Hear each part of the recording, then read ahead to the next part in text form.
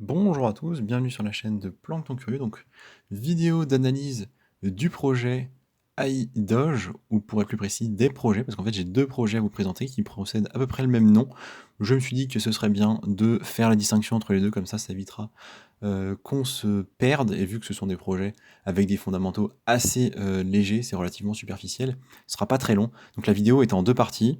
On va d'abord parler du projet Arb Dodge AI, que vous trouvez aussi sous le nom de iDoge, et ensuite on parlera de iDoge, qui lui est vraiment juste iDoge. Donc je commence par celui-ci parce que c'est le premier sur lequel je suis tombé et qu'il est déjà listé depuis un moment. C'est aussi le plus gros, en tout cas le plus connu. Vous voyez ici, il y a 200 000 followers par exemple sur Twitter. J'ai fait une fiche pour le premier. Pour le second, on ira juste voir le white paper et la page de prévente parce qu'en fait, il y a assez peu d'informations. Donc, iDoge, le premier du coup, hein, celui-ci, je précise, hein, vérifiez bien au niveau de l'adresse Twitter que vous êtes sur le bon projet du coup. Qu'est-ce que c'est? C'est en fait un projet expérimental créé sur Arbitrum qui vise en fait à développer des outils d'IA dans le Web3 et sur Arbitrum. Donc on est sur l'idée du coup au niveau du visuel des mêmes tokens à base de chiens, donc tout ce qui découle de Dogecoin et Shiba, sauf que là on est sur Arbitrum, qu'il y a une technique, il y a une tech AI derrière, et que globalement ça a généré un petit peu de hype. Donc derrière on a une commu, 200 000 personnes. Sachez que ça existe depuis 2022, donc c'est sympa. Ça, c'est pas un même coin qui a été développé il y a 2 semaines et qui est arrivé sur Twitter il y a un mois. Voilà, on est sur un truc un peu plus historique. En même temps, derrière, l'idée n'est pas spécialement de faire de l'argent, on ira voir ça ensemble. Ils ont du coup des partenaires un peu, donc il y a Trust Wallet, on veut trouver ici l'information, vous pouvez aller sur leur Twitter pour la vérifier. Une DAO qui est à venir, et comme je disais, une communauté assez importante. Il y a plus de 100 000 membres sur Discord, et on est proche des 200 000 sur Twitter. Comme je vous l'ai dit, on peut le vérifier facilement ici. Au niveau du coup du token, vu qu'on a parlé à peu près de à quoi ça servait, il y en a deux, iDoge et iCode, qui n'est pas du tout connu et pas du tout mis en avant. Tout ça est développé sur Arbitrum, et l'idée c'est qu'il y a des frais de transaction qui sont énormes. C'est-à-dire que c'est vraiment un test de token déflationniste, c'est-à-dire qu'à chaque fois qu'il y a une transaction, 8% des frais de transaction sont prélevés. C'est-à-dire que vous payez, vous faites une transaction de 1000 $, vous achetez, vous vendez, 80%, pardon, 80 dollars du coup, vous seront prélevés. Il faut le savoir, ça coûte extrêmement cher du coup. Ça fait que des transactions de quelques centaines d'euros deviennent les plus chères transactions qu'on peut trouver sur une blockchain quasiment à l'heure actuelle. Donc attention à ça quand même, même si vous voulez vous amuser ou faire des tests, ça peut revenir vite cher. Tout a été produit par airdrop, c'est-à-dire qu'il n'y a pas eu d'investisseurs, il n'y a pas eu de phase d'achat de tokens. En fait, tout a été généré par airdrop. Vous avez l'info ici, voilà. Quand je dis tout, c'est 95%. C'est-à-dire qu'ils ont gardé 5% pour certaines rewards un peu situationnelles. Voilà, 95%, c'est en fait de l'airdrop pour des personnes qui ont participé à certaines étapes du token ARB initial, donc de la blockchain Arbitrum. C'est plus possible d'en acquérir de cette façon-là, vous êtes obligé d'en acheter. Vous pouvez passer par des échangeurs centralisés ou décentralisés, c'est déjà listé sur OKX et Bitget, donc à mon avis, on a largement passé la période à laquelle ce projet était intéressant en termes d'investissement. Comme j'ai dit, il y a deux tokens, il y en a aussi un qui s'appelle iCode, on n'a pas beaucoup d'informations dessus. On connaît juste en fait sa supply qui va être du coup beaucoup plus petite que prévu. Initialement, ça devait être 21 millions comme Bitcoin et a été voté du coup mi-mai, le 24 mai, une décision de la communauté pour qu'il n'y en ait que 1 million 25. Voilà, on a cette information-là. A priori, ce token-là intéresse pas grand monde, donc je vais pas en parler plus que ça. Au niveau des utilités, c'est pas très très clair.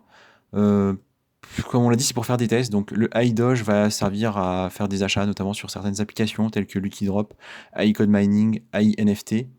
J'ai pas vu ni de stacking, ni spécialement de reward, parce que comme vous l'avez vu, l'essentiel des tokens est déjà au sein de la communauté, donc c'est-à-dire qu'il n'y a pas moyen d'en gagner plus. Il y a une DAO qui sera à venir plus tard. Et pour le moment, donc en fait, l'utilité du token, elle est assez restreinte, vous l'aurez compris. C'est-à-dire que c'est quelque chose d'expérimental qui coûte cher et qui sert à faire fonctionner certaines applis. Donc pas de gros incentives et donc le cours du token qui est globalement assez bas. On ira peut-être voir ensemble après si ça vous intéresse. Je vous dis ça alors que vous n'avez pas le choix. On va aller voir tout de suite. On va sur leur Linktree en fait. Je vous dis ça parce qu'en fait, vous pouvez pas me répondre là actuellement, évidemment. Donc le website est ici, et vraisemblablement on devrait pouvoir avoir accès aux différents liens. Non, il n'y a pas les liens, ok, c'est complètement nul. D'accord, donc on va les voir tout seul.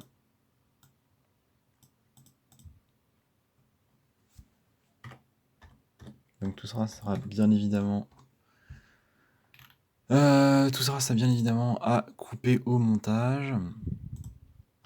Donc on va aller voir rapidement le prix, le cours du token, hein, juste pour se donner une idée. Donc voilà, ça vaut X0 26,78. Ce qu'on veut savoir, c'est quelle est sa courbe. Donc vous avez une idée ici.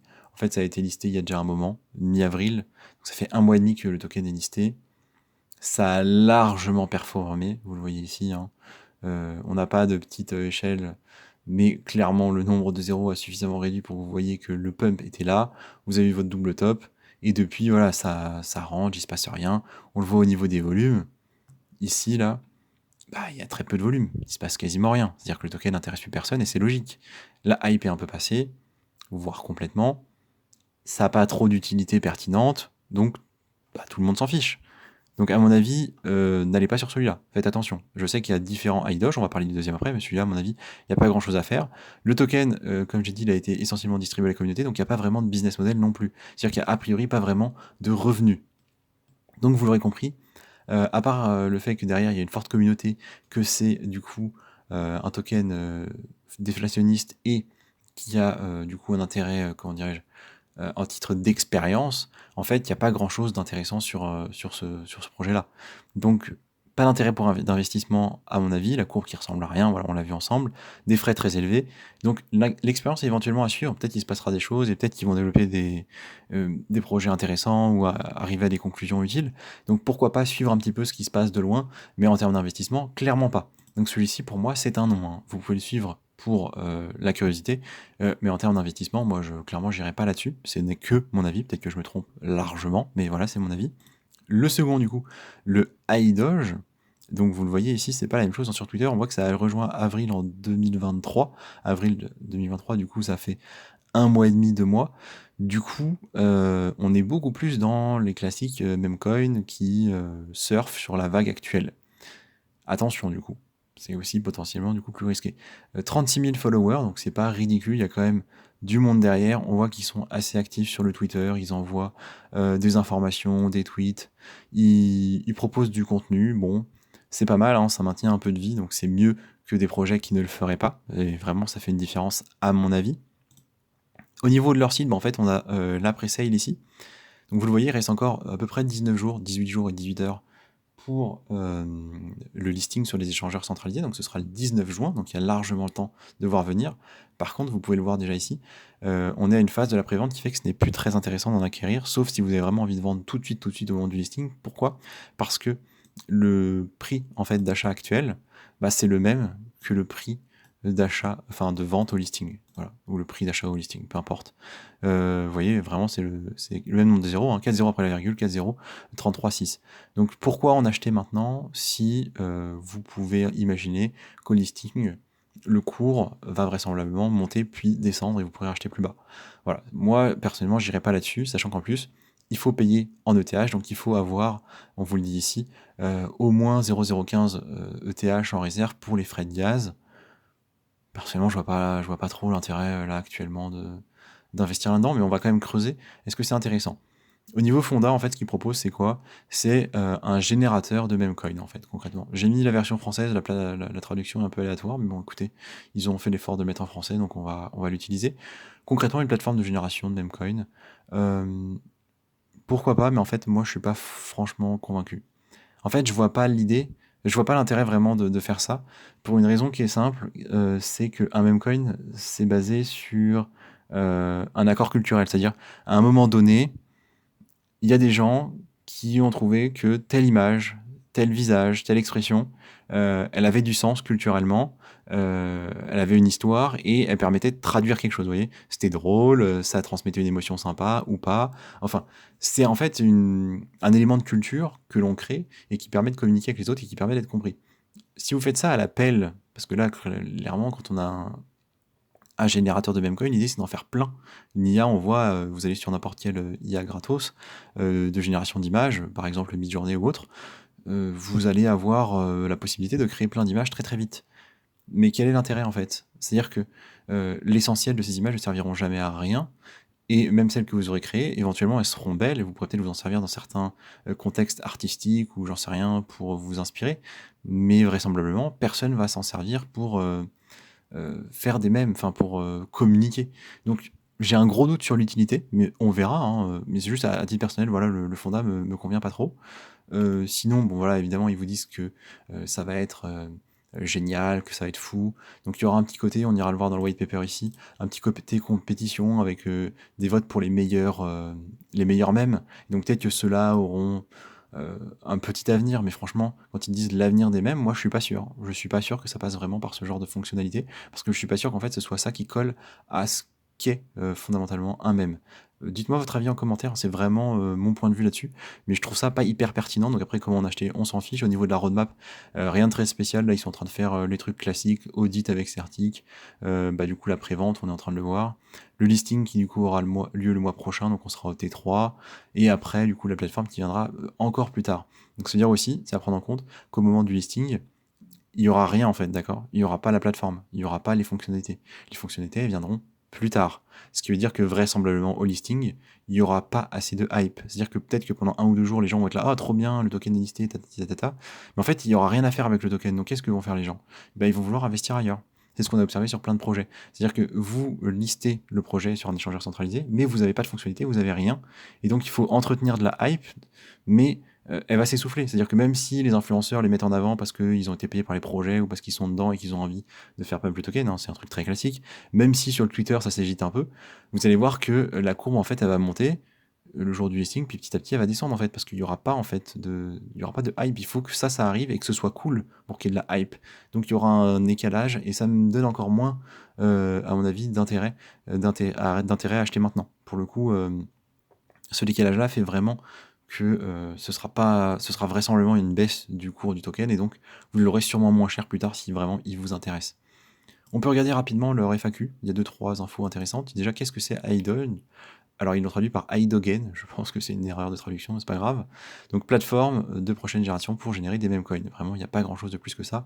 Bien évidemment, ils utilisent une IA qui sera certainement un truc plus ou moins copié de Midjourney, Crayon ou autre. Pourquoi du coup? Parce que ça répond à un problème croissant, apparemment sur Twitter et d'autres médias sociaux, la régurgitation des mêmes racines, donc je suppose qui parlent des mêmes coins. Et donc eux, ils disent on va en faire des nouveaux. Franchement, je suis pas sûr que le problème soit vraiment bien ciblé. Je dis pas que ça marchera pas, hein, mais moi je suis pas sûr que ce soit vraiment un problème en fait ça. L'utilité du jeton, c'est quand même bien de regarder. Donc ils nous disent c'est la clé d'accès à nos outils de génération d'IA sur mesure. Recevront des avantages spéciaux tels que des accès exclusifs à un logiciel de génération de même avancée. Comprenez en fait, et on ira le voir, c'est la même chose dans le white paper, pour utiliser leur IA, il faudra payer. Donc il faudra des tokens, et en fait il y aura deux façons, soit vous payez directement en tokens, soit vous gagnez des récompenses spéciales en faisant du stacking qui vous permettront d'avoir accès à leur génération d'IA. Le reste n'est pas hyper intéressant pour le moment. Donc rapidement sur la tokenomics, on nous dit qu'il est possible d'en acheter, qu'il y aura du stacking, et plus tard on pourra faire du vote. Donc il y aura potentiellement une DAO sur laquelle la token sera utile, mais c'est pas pour le moment, hein. Et des rewards, on a vu, liés au stacking. Total supply ici, ce sera 1 trillion de tokens, avec du coup un cours initial qu'on a vu tout à l'heure, et qui donne une market cap de 29 millions. Pour le coup, c'est raisonnable. On a vu bien pire. 29 millions, vous voyez, ça l'amène ici au niveau à peu près de la position 480 dans le top crypto. C'est ok. Il me semble que c'est pas trop déconnant. Ce qu'on voit aussi, c'est que 50% du coup des tokens sont en prévente, donc c'est le cas ici, que l'entreprise en garde 25% et qui sont loqués pendant 10 ans. Ça me paraît énorme, et honnêtement, cette information-là, c'est vraiment des petites choses, hein, mais le fait que ce soit loqué 10 ans, plus le fait que ce soit un projet qui existe depuis, a priori, excusez-moi, c'est pas le bon, un projet qui existe depuis, a priori, avril 2023, ça me fait presque me demander si on n'est pas sur un scam, en fait. Parce que ça, c'est pas crédible. 10 ans pour un projet comme ça, soit ils croient vraiment à leur projet, et en plus, ils ont des liquidités, donc ils sont tranquilles, soit c'est une blague. voilà, l'un ou l'autre, on verra bien. Donc il nous dit évidemment que ça démontre l'engagement de la team, etc. Donc bien évidemment, ça c'est la phase positive, hein. Mais l'autre phase, c'est que c'est peut-être un scam du coup. À voir. Il faudrait vérifier en fait que l'adresse sur laquelle elle est vestée, ils peuvent pas en fait y avoir accès. Il faudrait vraiment aller le vérifier. Là, en l'état actuel des choses, je ne peux pas le faire. Mais si ça vous intéresse vraiment, moi j'irai checker cette information-là avant d'acheter. Vous voyez, c'est le genre de choses que je ferais. Donc pour le reste, du coup, on nous dit des récompenses pour la communauté, la prévente ici, et un peu de liquidité pour le listing. Voilà. Donc une répartition qui me choque pas. Je vois pas de budget marketing ni ce genre de choses, donc je sais pas où est-ce qu'ils l'intègrent, mais il doit y avoir ça quelque part, j'espère pour eux. Pas plus d'infos que ça au final. Donc le stacking, vous l'aurez compris, c'est une des fonctionnalités essentielles du token. Ça permet non pas de gagner du token iDoge, mais de gagner des récompenses pour du coup utiliser leur IA de génération d'eux-mêmes. Et la dernière étape en fait qu'on a ici, du coup, Public Wall, qui sera en fait l'équivalent des Discord à mon avis pour Midjourney par exemple, sur lesquels on peut voir en fait les créations de tout le monde. Donc c'est-à-dire que vos créations seront utilisables par les autres, hein. Je pense pas qu'il y ait ici de droit d'auteur. En tout cas, ça n'a pas été mis en avant, donc vous payez, mais vraisemblablement les autres peuvent l'utiliser. C'est ce que je comprends, hein. Après avoir qui a accès, qui n'a pas accès. Ça, ce sera peut-être une information qu'on aura plus tard. Mécanique de vote. Donc, l'idée, ça va être, comme je vous le disais tout à l'heure, de voter pour les meilleurs mèmes. Et du coup, les top mèmes sur une période donnée, je pense que c'est sur un mois, gagneront des petites récompenses pour, du coup, soit utiliser soit avoir un peu plus de tokens, soit utiliser l'application plus souvent, quoi. C'est-à-dire concrètement des petites monnaies pour utiliser le générateur de mèmes. Voilà. En gros, c'est comme ça que ça marche. Il n'y a pas grand-chose de plus à dire pour le moment. À titre personnel, je ne suis pas franchement emballé par le projet, par sa tokenomique et en fait par le fondat, hein, comme je vous l'ai expliqué tout à l'heure. Ce n'est que mon avis. Vous pouvez encore faire plus de recherches. Il y a à mon avis plus à dire, plus à creuser. À titre personnel, je ne rentrerai donc ni dans celui-ci, ni dans celui-là, pour des raisons différentes. C'est tout ce que je voulais vous dire du coup sur iDoge. Si cette vidéo vous a été utile, n'hésitez pas à liker, à vous abonner, ça c'est franchement utile pour la chaîne, ça permet de me soutenir. Merci de m'avoir écouté, je vous dis à demain pour une prochaine vidéo.